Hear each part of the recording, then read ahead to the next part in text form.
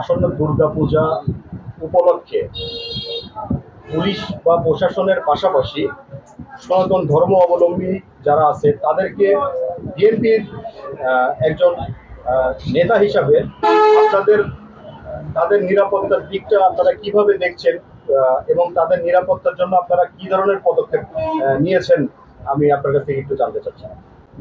বিসমিল্লাহির রহমানির রাহিম। অবশ্যই আমাদের অনেক বড় পরিকল্পনা আছে। অতীতে আপনারা দেখেছেন পূজার মধ্যে, বিশেষ করে দুর্গা পূজার মধ্যে নগরবাড়ি ঘাট কেন্দ্রিক, বেড়া উপজেলা কেন্দ্রিক অনেকগুলি পূজা মণ্ডপ হয়, পূজা পালন করে।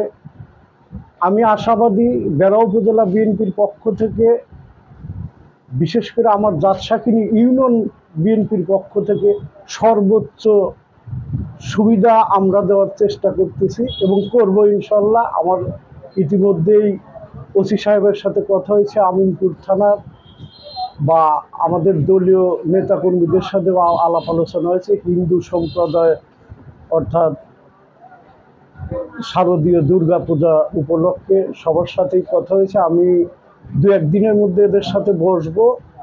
এখানে একটা বড় মন্দির আছে, ওখানে ওসি সাহেব প্রশাসনের লোকজনের সাথে করে নিয়ে বসার পরিকল্পনা আছে। আমরা বসে সম্পূর্ণভাবে একবারে নিশ্চিত নিরাপত্তার মধ্য দিয়ে যাতে হিন্দু ধর্মাবলম্বী এরা এদের শারদীয় দুর্গা উৎসব পালন করতে পারে, তার নিরাপত্তা যথেষ্ট পরিমাণ আমরা দেওয়ার জন্য চেষ্টা করব। বিশেষ করে দলের পক্ষ থেকে আমরা বিএনপির নেতাকর্মীর পক্ষ থেকে অতীতের চেয়ে অনেক বেশি নিরাপত্তা দেওয়ার চেষ্টায় আছি।